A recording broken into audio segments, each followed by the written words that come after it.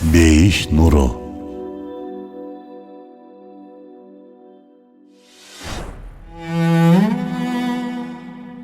Рабия әл-Адавия ким болгон? Хорасан селжуктарынын доорунда бул жол менен 11-кылымдын ортосунан 12-кылымдын аягына чейин созулган. Жашаган улуу тасаввуф акыны, аалым, мутасаввуф жана ойчул Фаридуддин Аттар аттуу Олиянын Таскиратул Аулия, башка жетканда суфилердин өмүр таржымалы аттуу чыгармасында 97 суфи Олиянын өмүр баянын жазган. Тасаввуф дегенибиз бул Куран жана сүннөттүн алкагында муракаба жана ихсан сезимдери менен кулчулукту эң сонун түрдө жашай билүү. Муракаба бул ар дайым Аллахтын көзөмөлүндө экенин сезүү болсо, ихсан бул Аллахты көрүп тургандай ибадат кылуу деген мааниге келет. Ал эми суфи болсо, бул жогоруда айтылган тасаввуф жолун карманган, өзүнүн ички дүйнөсүн тазалоого, Аллахтын ыраазылыгына жетүүгө умтулган инсан. Эл арасында аларды кээде дербиш, кээде календер, бизде сопу деп коюшат. Фаридуддин Аттардын чыгармасында бир гана суфи аялдын аты аталат. Ал таква, табиин доорунда жашаган басралык суфи аял, өз доорунун Мариямы, бүгүнкү биздин каарманыбыз тасаввуфтун алдыңкы өкүлдөрүнүн бири Рабиятул Адавия рахматуллахи алейха, таквалык жана Аллахты сүйүү менен жуурулушкан жашоосу менен ислам тарыхындагы эң өзгөчө аял болгон. Ал олуя аялдардын алгачкысы жана эң улууларынан. Өмүрү ибараттуу окуяларга жана кереметтерге толгон. Рухий жактан ушунчалык бийик даражага жеткендиктен, ошол доордун Хасан Басри, Суфьян Саври, Малик бин Динар разияллаху анхум сыяктуу улуу аалымдары жана фазилеттүү инсандары аны зыярат кылып, дуасын алып, насааттарын угушкан. Hazreti Rabia hicrattын 95 же 99 жылы, милади 714 же 718 жылы Басрада жакыр бир үй бүлөдө жарык дүйнөгө келген. Үй бүлөнүн 4-чү кызы болгондуктан 4-чү деген маанини туюндурган Рабия деген ысым ыйгарылган. Фаридуддин Аттар чыгармасында Рабия әл-Адавия рахматуллахи алейханын жарык дүйнөгө келген түндү ушундай баяндайт. Рабия төрөлгөн түнү үйүндө дүйнө мүлктөн эч нерсе болгон эмес. Апасы баласын орой турганга эч нерсе таба алган эмес. Үйдөн кымынчалыкта чырак май, алакандай да кездеме табылган жок. Рабиянын атасы ыхластуу бир дербиш болгон. Аялы күйөөсүнө кошунага барып бир аз май алып келиңиз, чыракты күйгүзөлү дейт. Бирок күйөөсү жашоодо эч кимден эч нерсе сурабаганга ант ичкен болчу. Үйдөн чыгып кошунасынын калгасына чейин барып, колун эшикке сүртүп кайра кайтып келет. Эшик ачышкан жок дейт күйөөсү. Аялы айласыдан көз жашын көл кылат. Терең кайгыга батып уйкуга кетет. Түшүндө пайгамбарыбыз саллаллаху алейхи вассаламды көрөт. Пайгамбарыбыз саллаллаху алейхи вассалам ага ушундай дейт: кайгырба. Сен жарык дүйнөгө алып келген ымыркай менин үммөтүмдөн 70 000 кишиге шапаат кылат. Эртең жолдошуңа айт, Басранын акими Иса Надандын алдына барсын.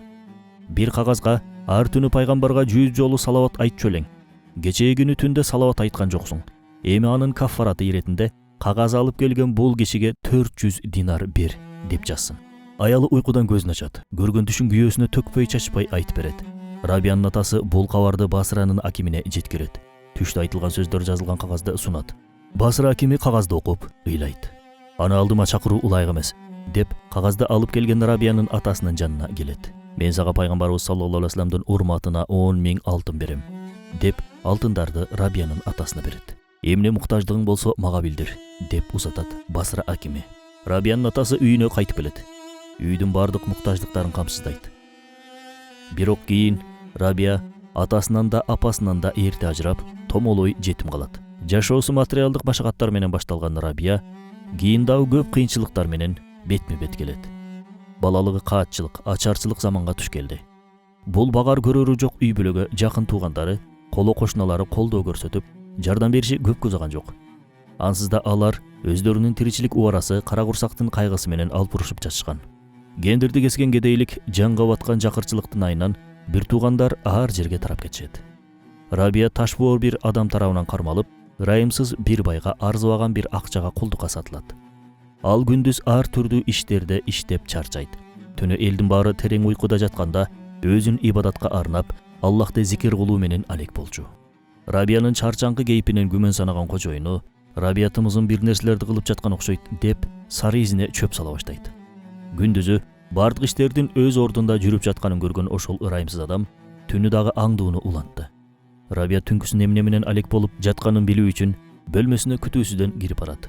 Анын берилип ибадат кылып жатканына күбө болот.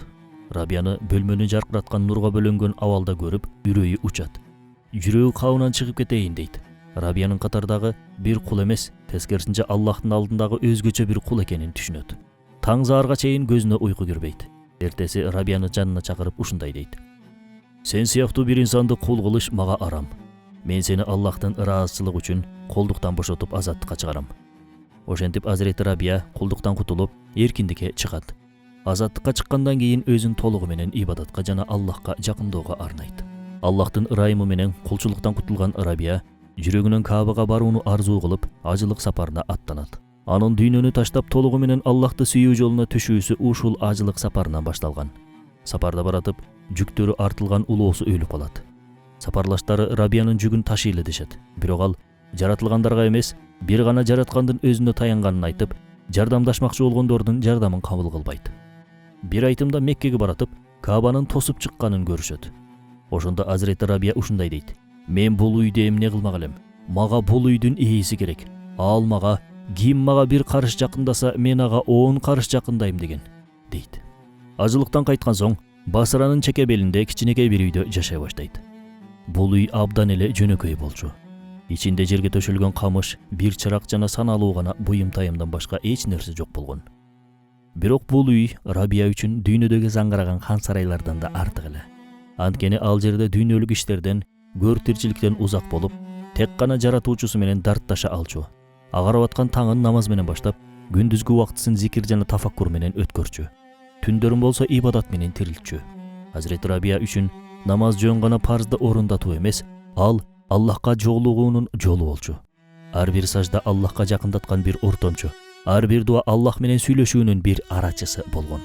Азирети Рабияга Аллах Тааланы сүйүү эң биринчи орунда турган. Ал жаратканга жалбарып ушундай деп дуа кылат эле: "О Раббим, сени эки сүйүү менен сүйөмүн. Сүйүүмдүн биринчиси менин ашыктыгым жана куштарлыгымдан келет. Экинчиси болсо сенин сүйүүгө татыктуу болгонуңдан. Менин ашыктык жана куштарлыгымдан келген сүйүүм сенден башкасын таштап, бир гана сени зикир кылуу менен алек болууну, ал эми сенин сүйүүгө татыктуу болууңдан келген сүйүүм болсо мага мушахада мартабасын, башкача айтканда Аллахты жүрөк көзү менен көрүү даражасын ихсан кылганыңдан улам. Ошондуктан шүгүр жана мактоо мага таандык эмес, макталууга да акым жок. Эки жактан тең шүгүр жана мактоо бир гана сага таандык." Азирети Рабия Раббисин бейишти үмүт кылып, тозоктон корккондугу үчүн эмес, бир гана аны сүйгөндүгү үчүн сүйүүчү. Бул түшүнүк тасаввуф тарыхында орду чоң болгон. Себеби ошол мезгилде көпчүлүгү бейишке барыш үчүн же тозоктон кутулуу үчүн ибадат кылышаар эле. Бирок Азирети Рабия бул түшүнүктөн алдаганча алдыга кетип, жаратуучуну сүйүүнү кулчулуктун пайдубалы катары билди. Анын айткан атактуу сөздөрүнүн бири ушундай: "О Раббим, эгер сага тозоктон корккондугум үчүн ибадат кылып жатсам, мени тозокко сал. Эгер бейишти үмүт кылып ибадат кылып жатсам, анда мени бейишиңден кур калтыр. Эгер бир гана сен үчүн ибадат кылып жатсам, эзелки жана түбөлүктүү жамалыңды менден аяба." Бул сөздөр анын Аллахка болгон сүйүүсү канчалык терең жана чын ыхластан экендигин көрсөтүп турат. Азирети Рабия түнкү ибадаттарга өзгөчө маани берчү. Түндүн жарымын намаз окуу менен өткөрсө, калган жарымын дуа кылып өткөрчү.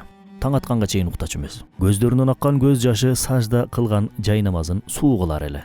Бир жолу өзүнө жакын болгон аялдардан бирөө ушундай дейт сурайт: "О Рабия, сен эмне мынчалык көп ыйлайсың? Аллах сени кечирген. Сендей болгон аялга көз жашын көлдөтүүнүн кереги жок го." Азирети Рабия ага: "Мен кетирген күнөөлөрүм үчүн ыйлап жаткан жерим жок. Мен жаратуучумдун улуулугун ойлоп, анын эбегейсиздигин сезип, анын астында өзүмдү алсыз жана чарасыз экенимди түшүнгөн сайын ыйлап жатам. Мен кулмун, ал менин жаратуучум. Мунун өзү эле менин ыйлашыма жетиштүү го", деп жооп берет. Азирети Рабия ибадаттарын эч кандай пайда күтпөстөн, бир гана Аллахтын ыраазылыгы үчүн гана кылчу. Анын жашоосунда меймандостук өзгөчө бир орунда турган.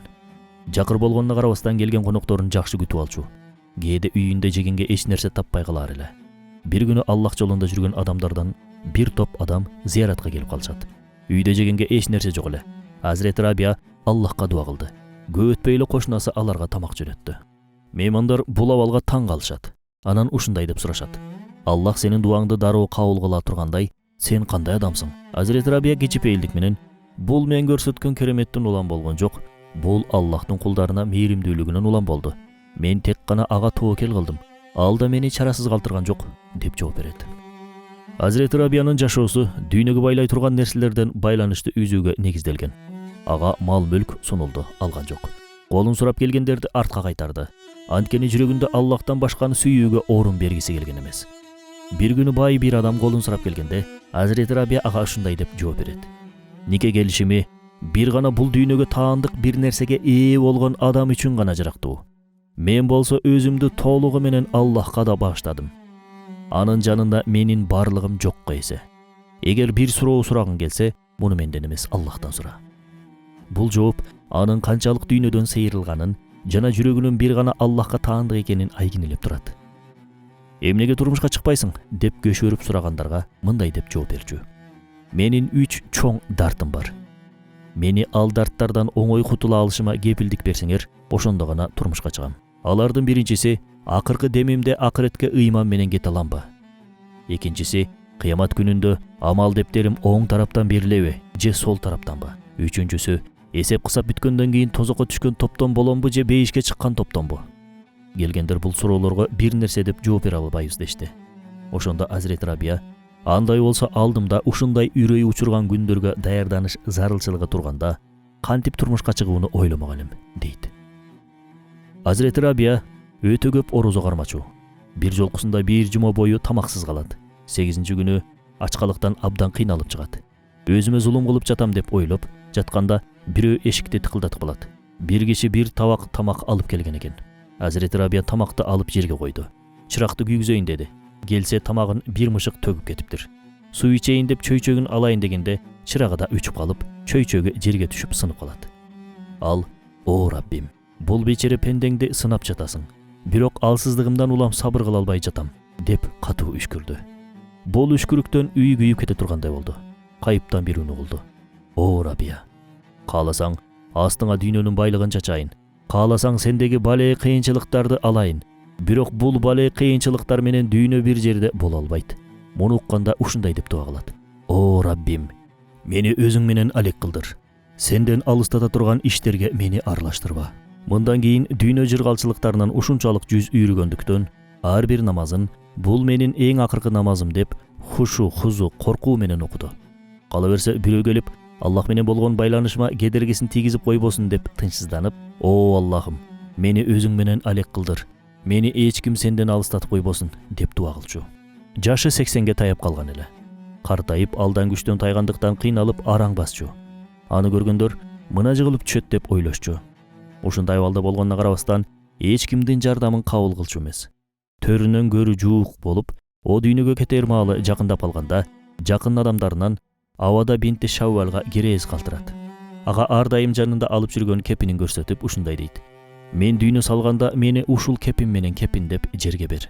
Өлүм төшөгүндө жатканда жалооруп жанында турган адамдарга Аллахтын периштелери менен жалгыз калайын. Мени жалгыз калтыргылачы", дейт. Ал жактагылар бөлмөнү бошотот. Эшикти жабышты. Ичкериден ушундай үндөр келип жатты: "Эй жайбаракат тынчыган жан, өз эгеңдин алдына, ал сенден ыраазы болуучу жана сен андан ыраазы болгон абалда кайтып баргын. Мени сүйүктүү пенделериме кошулуп бейишке киргин." Азирети Рабия 752-жылы Кудуста акка моюн сунду. Абада бинти Шаввал Азирети Рабиянын калтырган керезин аткарды. Сөөгү тур тоосуна коюлган. Ал өлүмдү жашоосунун бүтүшү катары эмес, Аллахка жолугуунун башталышы катары көрчү. Ага: "Сен өлүмдөн коркпойсуңбу?" деп сурашканда, Азирети Рабия: "Мен өлүмдөн эмес, Раббиме ылайыктуу бир кул болуп өлө аламбы деп кабатыр болуп жатам. Эгер Аллах мага ыраазы болуп жанымды алса, өлүм мен үчүн бир кутулуу болот", деп жооп берген. Ал бул дүйнөнү убактылуу баш калкалай турган бир баш пааник катары көрүп, чыныгы журтубуз акырет деп кабыл кылчу. Бир сөзүндө, бул дүйнө бир көпүрө сыяктуу, көпүрөгө үй салынбайт, андан жөн гана өтүлөт деген. Ооба, бул дүйнөгө түркүк болуп кала турган эч ким жок. Баарыбыз өлүм шербетин ичип, адам атабыз жаралган ата журтубузга кайтып барабыз. Бадиүз заман инсан бир жолоочу, балалыктан жаштыкка, жаштыктан карлыкка, карлыктан кабырга, кабырдан хашырга, хашырдан түөлүктүүлүккө карай сапар уланат, дейт. Аллах Таала эки дүйнөнүн тең муктаждыктарын камсыздоо үчүн 24 сааттык бир убакыт берген. 23 saatты kıska wagtylуу jana oturumduk dүйnө жашоосуна жок дегенде 1 saatты 5 маал намазга жана түбөлүктүү соңсуз акыреттик жашоого сарптоо керек. Антпесе дүйнөдө бай, акыретте кедей болуп калуу коркунучу бар. Азирети Рабия ооруп калган учурда зикир дуаларын калтырган жок.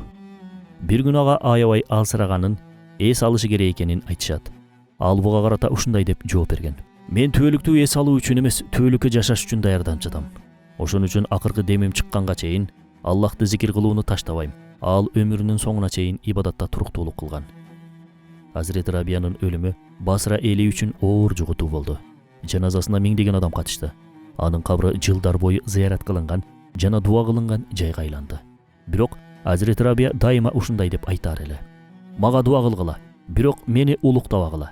Мен болгону бир кулмун, бир гана Аллах улук." Азирети Рабиянын жашоосу аялдарга диний илим жана руханиятта кантип тереңдеп бийик даражаларга жетүүнүн үлгүсүн көрсөтүп кетти. Ошол мезгилде аялдардын коомдогу орду эркектердикинен башкача болсо да, илим жана руханиятта тең даражада экенин Азирети Рабиянын жашоосу айгинелеп турат. Ал өз доорунда өздөрүн ибадатка арнаган бир топ эркек жете албаган даражага жеткен. Бул жагдай исламдын аялга берген кадыр баркын жана аялдын руханий жолдо эркек менен бирдей даражада экенин көрсөткөн бир үлгү. Азирети Рабия адамдарга насаат айтканда дайыма жумшак жана акылмандык менен кайрылчу. Жүрөккө таасир эткен, кайдыгерликтен ойготкон сөздөрдү айтчу. Бир күнү келген бир жаш жигитке ушундай деп насаат айтат: "Эй жаш жигит, сен азыр жашсың, ден соолугуң чың. Бул сыйлыкты пайдасыз коромжу кылба. Анткени жаштыгың карлыкка алмашат. Ал убакта ибадат кылуу кыйын болот.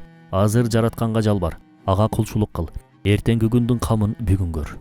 Бул насаат Азирети Рабиянын адамдарга карата мээримин жана насаат айтуудагы даанышмандыгын көрсөтүп турат. Азирети Рабия башкалардын кемчилигин издеп айыбын аччу эмес.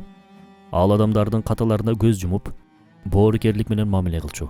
Күндөрдүн биринде Азирети Рабияга мындай деп айтып калышты: "Баланчанын көп ката кемчилиги бар. Буга эмне дейсиң?" Буга ушундай деп жооп берди: "Мен өзүмдүн кемчиликтеримди оңдоо менен элекмин. Башкалардын айыптарын издегенге убактым жок. Эгер сен дагы өзүңдүн каталарың менен алек болгонуңда, башкалар тууралуу сөз кылууга убактың да болмок эмес." Бул жооп анын адеп ахлагынын канчалык бийик экенинен кабар берип турат. Азирети Рабиянын жашоосунан ала турган маанилүү сабактардын бири ушундай: дүйнө сүйүүсү жүрөктү карайтат. Аллах сүйүүсү болсо жүрөктү тирилтет. Ал дүйнө мүлктөн алыс турган. Ал материалдык жактан абдан кедей болгон, бирок руханий жактан эң бай болгон. Анын жашоосу дүйнөгө байлануунун инсанды кантип кул кылганын, ал эми Аллахка кул болуунун инсанды кантип эркин кылганын көрсөткөн жандуу бир үлгү. Азирети Рабиянын жашоосунан ала турган дагы бир сабак кыйынчылыктардын, сыноолордун инсанды кемелине келтиргендиги. Ал ата-энеден эрте жетим калды. Кулдукка сатылды, жакыр турмушта жашады. Бирок бул кыйынчылыктар аны мокуткон жок. Тескерисинче ага келген сыноолор аны дагы да курчутуп, Аллахка жакындоосуна себеп болду. Демек, башыбызга келген сыноолор бизди жазалоо үчүн эмес, бизди тарбиялап Аллахка жакындатуу үчүн. Азирети Рабия исламды бир гана ибадатканаларда эмес, жашоонун бардык тармагында жашаган. Базарда, үйдө, жолдо, бардык нерседе ислам ахлагын көрсөткөн. Ооба, ислам бир гана намаз, ороза, зекет, ажылыктан турбайт. Ислам ошол эле мезгилде бир адеп ахлак системасы. Ал жашоонун бардык тармагын өз кучагына алат. Бүгүнкү күндө биздин мусулмандардын эң чоң көйгөйү исламиятка ылайык жашай албай жатканыбызда. Буга байланыштуу Бадиузаман ушундай дейт: "Эгерде биз ислам адеп ахлагын жана ыйман акыйкаттарынын кемелдигин өз иш-аракеттерибиз менен көрсөтө алсак, анда башка диндегилер топтоо менен исламга киришет. А түгүл, жер шарынын кээ бир материктери жана мамлекеттери да исламды кабыл алышат." Азирети Рабиянын жашоосу ислам тарыхында өзгөчө орунга ээ. Анын Аллахка болгон сүйүүсү, таквачылык жашоосу, ибадаттагы туруктуулугу, сабыры жана тоокелчилиги кийинге келген муунга үлгү болгон. Ошондой эле тасаввуф мектебинин өнүгүшүнө чоң салым кошкон. Имам Газали, Имам Суюти, Имам Куртуби, Имам Набави, Имам Байхаки, Кады Ияс жана Имам Табари өңдүү үлкөн аалымдар өздөрүнүн орошун чыгармаларында Азирети Рабиянын жашоосу жана айткан сөздөрү тууралуу жазышып, фазилетин баса белгилешкен. Сөзүбүздү Азирети Рабиянын дуасы менен жыйынтыктайлы. О Аллахым, бизди өзүң менен алек кылдыр жана бизди сен эстөөдөн алаксыта турган иштерге аралаштырба. Амин.